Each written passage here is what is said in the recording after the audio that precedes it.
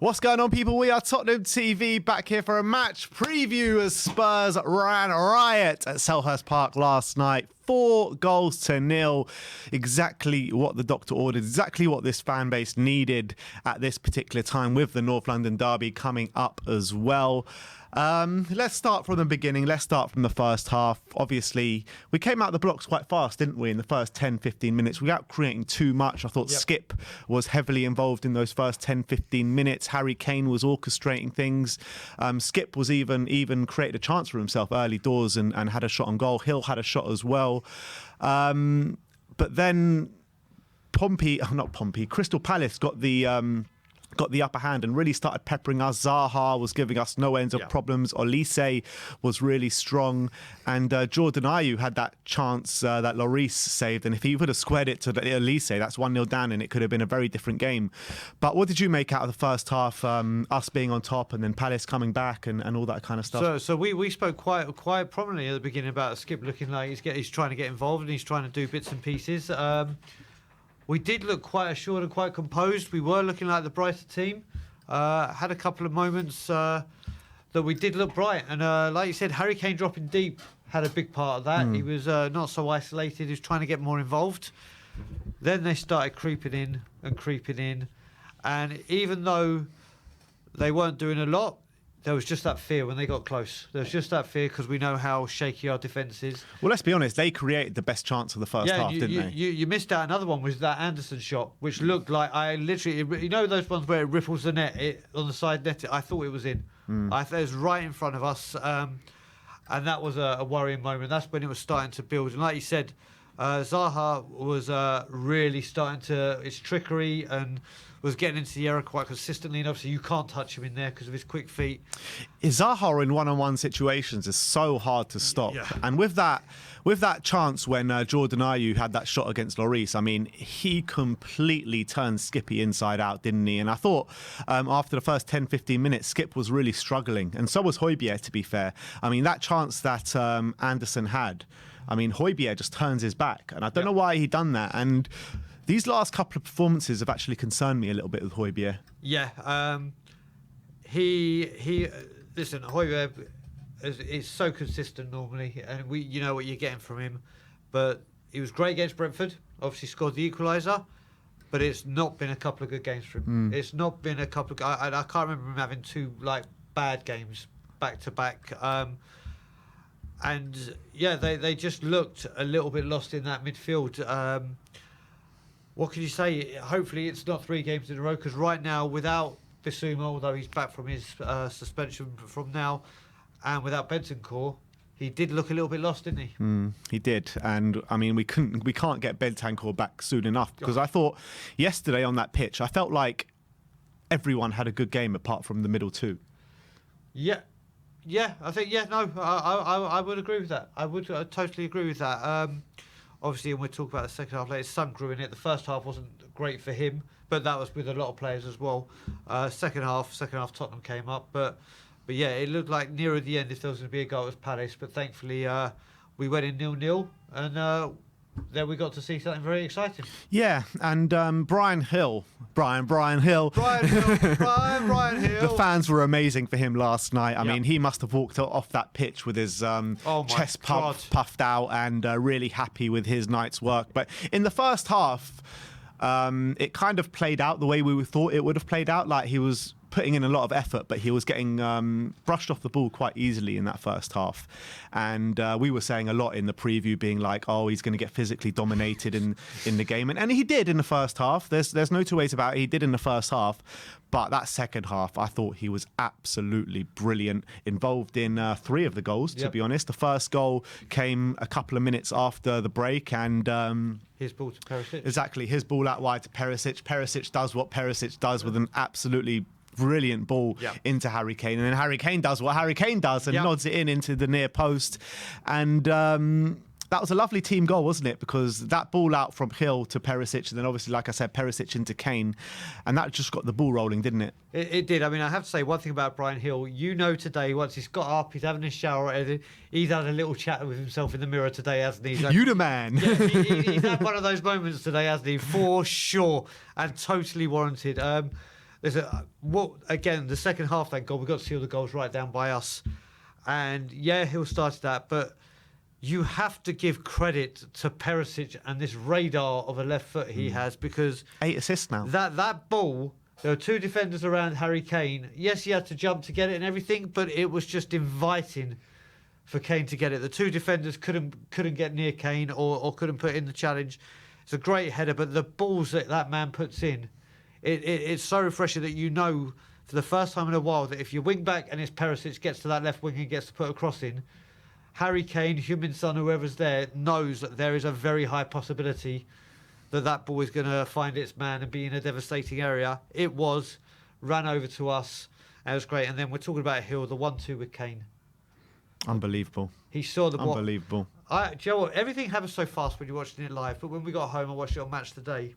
And as soon as Harry Kane plays that ball to Hill, Harry Kane's brain is so far advanced of everyone on that pitch that he runs into that area when no one else would think. He stops. He's signaling to Hill, and the area. What a ball! It's a great ball, but the finish. And like I said to you today, I spoke.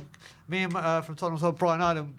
I said to him ages ago, the amount of times Harry Kane hits the side netting is a guy that knows his angles, and we all say with penalties, if it hits the side netting, you ain't saving it. He does it time and time and time again. He didn't even look at the goal, did he? He took it in his stride. It's complete instinct from Harry Kane, and it's unbelievable. And that whole move, I thought, was brilliant. Yeah. I think Brian Hill, to find that pass into Harry Kane in between those 2 Palace players, was absolutely brilliant. And the finish was even better from Harry Kane. What a goal that was. It really was. And it sent us into raptures in the away end. Yep. The fans were absolutely brilliant last night at Selhurst Park. Probably the best away end I've been in this season for Spurs, for sure. And Harry Kane, I mean, he was head and shoulders above everyone on that pitch yesterday. He was dropping deep, orchestrating the play. Everything good from Spurs came through him, and got his 2 goals, got an assist as well. And what more can you say about this guy, Harry Kane? 300th Premier League appearance yesterday, and he's got more goals than Alan Shearer has in that time. Yeah, when you look at that record, 300 Premier League games, 198 Premiership goals. I don't know how this man doesn't get the respect. I mean, if you look at that, is a ridiculous return rate. But do you know, one thing I do want to say about Crystal Palace fans, they're normally loud, and they weren't as loud as what they normally hear on TV. But I said to Simeon after the Brentford game, I didn't hear any Harry Kane anti from the away end or from the home end there. Saying, oh, you let the country down. And Simeon said, no, they were singing it. At Palace, they didn't sing one word. There's not one boo for him. There was not one you let your country down or anti-Harry Kane song. Didn't hear one Palace song at all, to be fair. Exactly. Well, that's Well, true. do you think it was just us draining them out? Maybe they were. Well, do you know what? I was speaking to Kim, Bob's girlfriend, during that, and he was like, shit, I said, can you hear us singing what we'll talk about later? She's like, no, all I can hear is the Palace fans. So I don't know if it was those ones with the drums. It's just the drum and whatever they were singing. But like I said, fair play to Palace for not singing one anti-Harry Kane song and doing that, because it's not sponsored. Fair play to Palace not singing one song the whole night. Yeah, that, and not singing a Harry Kane song. But yeah, this man, the respect this man deserves. Again, you have to say this: 300 Premier League games, 198 goals. That's outstanding. Well, it's a brand new record. It's outstanding. Yeah, it really is. It really is. And, you know, I was talking to you in the stadium yesterday, and I was like, the hallmark of an Antonio Conte team is for the wing-backs to get involved. Ivan Perisic, 8 assists. Yep. Obviously, we spoke about that assist. Brilliant stuff. Then Matt Doherty gets on the score sheet. And we were talking about Matt Doherty in the mid-season friendlies and stuff, how he was scoring for fun and really making an impact and looked like he's physically back to his best. First 2 games when coming back was okay performances, yep, but not amazing. Yesterday, I thought he put in a much better display, yep, and he was in the right place at the right time to finish that chance. Yes, the keeper should have maybe done better. It goes off the keeper and goes in, but you got to be there and you got to finish the chances, and that's exactly what he did. He did, and we need to talk about Matt Doherty for a bit, don't we? Because yesterday, after on the post-game, we realised we mentioned about 2 Kane goals, we mentioned about Son's goal, and completely forgot Matt Doherty had scored. So And we've got to mention his showboating as well, hasn't he? He tried to do some dance After that goal, he just seemed to get this wave of confidence, and then he hit it over his head and tried that Zidane volley, and it was like, everyone was going mad. But you know what? Like you said, we seemed to start seeing this just before he got his injury. But then, obviously, that injury came and ruined his season. It took a while to get back. Since we've come back, yes, a lot of the players haven't performed. He's one that didn't really against Villa, but did something against Brentford. But again, it was another good display, and you saw the delight in his face when he scored that goal when he came running towards us.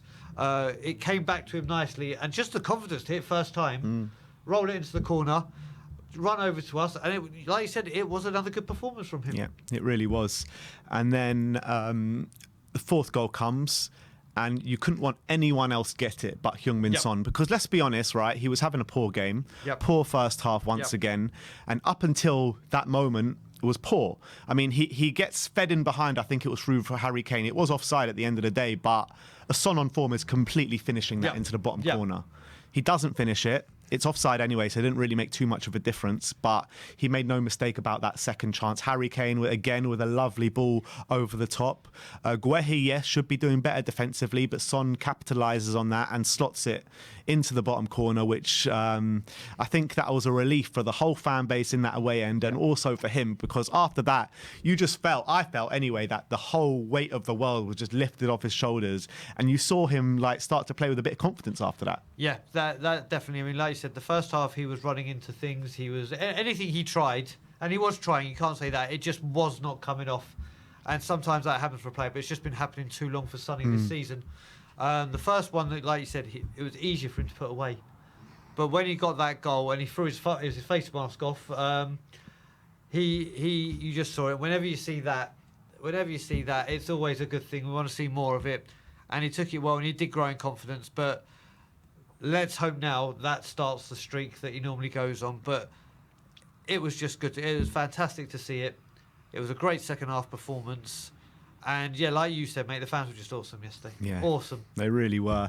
A couple more players I want to mention. Pape Matar comes on again. I mean, I was full of praise with him after the Aston Villa game when he came on for that cameo. I thought this one was even better. I mean, he showed strength, he showed awareness, he showed grit. I mean, the way he just knocked, I don't know which Palace player it was, but he was on the edge of our box. He just gives him a little nudge, nicks the ball off him, and then drives and ultimately gets fouled and wins us the free kick. I'm hearing today from sources that Conte prefers him to Bissouma in that midfield. And from what they've both shown so far, I can't disagree. So, Pape Matar, obviously no one has seen a lot of him, apart from if you watched him in France or the brief bits he had in Senegal. When he came on against Villa, and I was doing the watch along here, like I said to you yesterday, I was so goddamn enraged. I was here doing the watch long, but I couldn't really see much because I was just, my anger and everything in my head was going absolutely incredibly crazy. But I really like what I saw yesterday. But obviously, we've got to make sure that we don't say, okay, he's had a good 20 minutes, there's something there, he's brilliant, he's the next Modric, he's the next this or that. But he's only 20 years old. But from what I saw, there is something there. Do I think right now, if we got a midfielder in and it put him a little bit further back, would I would accept it, but rather than thinking we've signed this youngster and God knows what we're going to do with him, is this another one for the future that's going to go wrong? I'm not thinking that now. I'm thinking there is something there. When it comes to the comments about Bissouma you just mentioned, I think Bissouma will be incredible for us in a 3. But he's had half a season now to get used to a 2. He's had that extra time with Conte during the World Cup, and he's still not showing it. He's still not showing it, and his best performances have come when he's come off the bench, and he has made things happen. There's no denying it, but we don't have the Bissouma we came from Brighton. But he's playing in a different position, so he has to learn. I think we all think Bissouma will come good. It's just taking longer than we thought. But Pape Matar has done himself the world of good with that cameo. He absolutely has, and when you're looking at, I mean, a lot of people like to lay into Fabio Paratici for the signings that he has brought in or hasn't brought in. In terms of the players that he has brought in, Brian Hill, Emerson Royale, Rodrigo Bentancur, Pape Matar, Dejan Kulusevski, Christian Romero, Galini on loan. And then the players that we signed this summer, Bissouma, Yep. Perisic, Richarlison, Udogie, Spence, Fraser Forster, Clement Longley. So, I mean, out of all those players, you would say now Pape Matar and Bryan Hill are starting to show something, and you can clearly see that they've got talent. Apart from Emerson Royale, and maybe obviously Galini on loan wasn't great, and we haven't seen Udogie yet, and Spence hasn't been given a go. You're looking at those signings, and you're looking like maybe there is a future here. I'm still a little bit away from that. I see where you're going, and I can see what you're saying. Again, we've got to make sure we're basing this off of like 20, 30 minutes. No, of course, I'm not saying... I know you're not, but when people start going, oh, yeah, see, and then, oh, look, once for the future, they're going to work. We need to see this consistently. I get that, but I'm not saying they're the answer and they definitely will be the future. Yeah. But you can see that they've got talent. You can Yes. see that they're very good players. They're young. If we give them the chance and treat them right and build them in the right way, then I think they are going to be good players. And you're looking at the list that Paratici has signed. They're all, apart from Perisic and Forster and a couple of the odd ones, they're all under the age of, 24, 23. And they all seem to be talents. When you're looking at Bentancur, Kulusevski, Romero, that's like set in stone, Yeah, right? yeah. They're brilliant players. You're looking at the up-and-coming ones. I think the jury's still a bit out on Richarlison, I think. And when you're looking at players like Spence, Udogie, Hill, and Pape Matar, all brought in for the future, maybe after seeing Hill and Pape Matar the last couple of games, surely that gives Conte another excuse maybe to use Spence, to finally put Spence in and give him a go. You would think, but I'm starting to think with this one now, it's so clearly adamant that this is a club signing where he's just not interested. I really think he should, especially when he brought on Royale ahead of, I can't remember, was Spence on the bench? So he's bringing, it's such a clear message, especially with where we are right now with everything. It's a clear message that he's not coming. I was even saying to someone after the Villa game that I'm so worried about our defence, I would go back to Udinese and say, right, what do we need to do to say give us destiny back now? Because this kid, out of all those ones you've mentioned, this is the one I'm really, really excited to see. This one is tearing it up in Italy and doing really, really well. I really want to see him. I really, really want to see him. But there's something behind what you're saying. And I think a lot of this comes from we've gone down this road so many times, we've seen so many failures, that right now when we're seeing a glimpse of hope and a glimpse of talent and potential, we've just got to make sure we rein this in and don't start saying, like you said, Conte said Hill is close to Bernardo Silva, or our closest thing to Bernardo Silva. Things like that, as complimentary as they are, put so much unneeded pressure and whatever on them. Yeah, I completely agree. But let's be honest, right? The signings that we have made majority of the time under ENIC, right?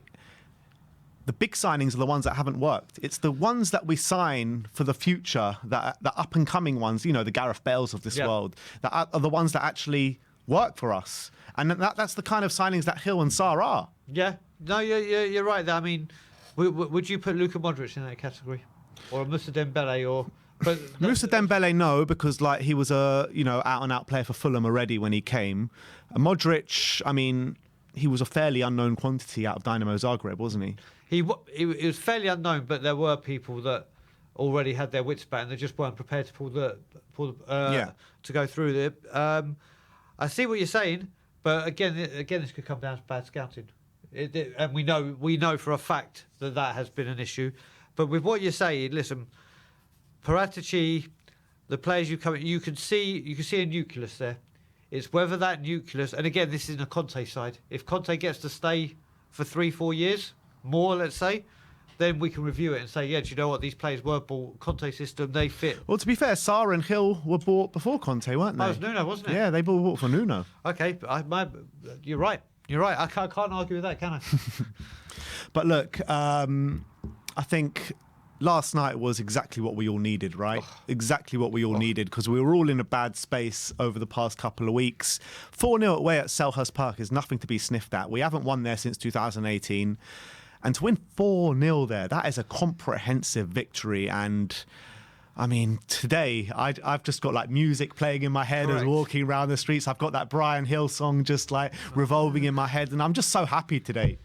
Honestly, it makes such a difference, doesn't it? And let's face it, I don't think any of us at half time would have said, right, this to be a 4-0 walloping. And no, I was walking around, apart from the kid that was sitting behind us that said 3-0 Yeah. Spurs, not one person, and I spoke to a lot of people before the game right yesterday in the stadium, not one person thought we would win. Yeah. Well, that's the thing. That's how bad it was. And like I said, if we needed to have a confident building, morale boosting second half, the last second half before a North London derby, I don't think you could have written a better script than what we saw. How much confidence do you think that will give us for the North London derby, and do you think it will impact much coming into that game? It's got to, hasn't it? It's got to make them not down the road. Not fear us, but say, all right, they've ended that run of uncertainty with results. They did show second half Tottenham came back. Like we just heard Thomas Frank said with Brentford, he always knew they're going to start slow and finish big. That's become our staple. But against Villa, it was anything but. And it's put that kind of back on track that you have to fear us in the second half. I wish I could say you have to fear us for 90 minutes. But yeah, you'd rather have we'd rather scrape a 1-0 and get that last minute winner and go, yeah, we got that job done, or have a resounding 4-0, getting Son on the score sheet, Kane closer to Greavesy, and it's now touching distance with a North London derby round the corner. But it could be all wiped away with a defeat at Portsmouth should the worst happen. But I think going in the second half before a North London derby, to put that performance in is obviously great for us and puts thoughts in Arsenal's head. Yeah, absolutely. And I think we got everything out of the game that we wanted to get out of the game yesterday. A clear message sent by the fans to back Conte. That was brilliant from the fan base yesterday. We got Sonny on the score sheet, who we've been very worried about this season. Obviously, he's only scored in, now 2 games in the Premier League all season. We got a resounding victory away from home as well. We kept a clean sheet. Eric Dyer back in the side, keeping that clean sheet as well.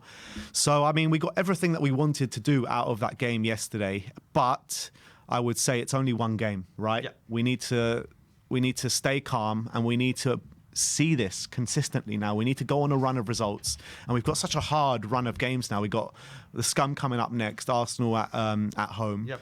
Then we got Man City away, Fulham away, and Man City at home. Yep. So we've got a very hard run of fixtures now. So if we can put a little run together in these next 4 games, maybe we can turn this season around. Well, if we can, I mean, I'm going to start from the beginning where you said that. I mean, yesterday, like you said, was perfect.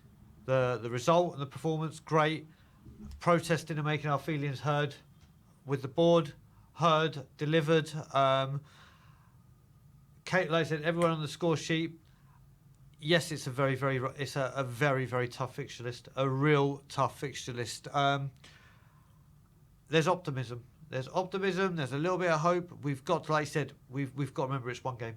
But this is Tottenham, though, in a nutshell. When you think all hope is gone, they do something to grab you back in, and that's exactly what's happened again last night. They've done. This is why, like I said, I am very reserved in saying, right, this is it. We kick on from here. We do this. We grow stronger. I'm not falling into this trap anymore because it hurts. You will if we beat Arsenal. If we beat Arsenal, mate, you and me have never been to a North London derby together.